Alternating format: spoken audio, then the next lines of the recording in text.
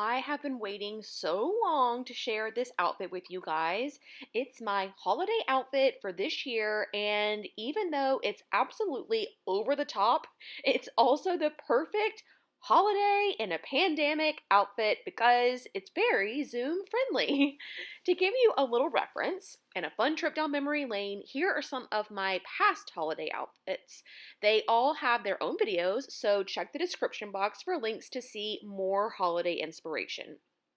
As you can tell, past holidays were full of dresses, full hemlines, and lots of brocade. Ah, pre-pandemic life, am I right? But here we are, no parties, no dinners, no family, but that won't stop me from making and wearing something fabulous. The secret about this outfit is that the top is really the only over-the-top thing about it. The pants are totally practical and have been worn many times since I've made them. In fact, you've already seen them. Do you remember this video from a few weeks back? These are the same pants. As a refresher, the pattern I used is Simplicity 8547. It's from their Amazing Fit collection, which features different patterns for slim, average, and curvy figures. The pattern is designed to sit 1.5 inches above your waistline, making them super high-waisted. That provided a proportion that was begging for a cropped, boxy top. Enter my tried and true sweatshirt pattern, McCall's 6992.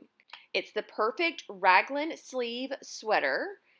It's out of print now, but I would seriously try to track one down on eBay or Etsy. For the pants fabric, I used a suiting from Joanne. Again, watch that other pants video for more information on that. I go into a lot of detail about it. The fabric for the top is really something. If you look closely, it's like woven tinsel or like a million teeny gift wrap bows. I don't know. It's definitely 100% made of plastic, probably very flammable, or at the very least, it would just melt. And as you can imagine, it's very itchy, which is why I made the neckband and wristbands out of a soft double knit. I knew I would not want the right side of the fabric against my skin. Full disclosure though, I didn't go far enough, and I still have to wear a t-shirt underneath it because even the seam lines are super itchy. So to prevent that, I would have had to like bind the seam allowances, and that just seemed like a lot of work for a top that was really kind of just a kitschy little thing for the holidays, you know what I mean? So I'm not going to rave about this fabric too much. It's pretty, it's sparkly, but it's hardly worth it, if you know what I mean.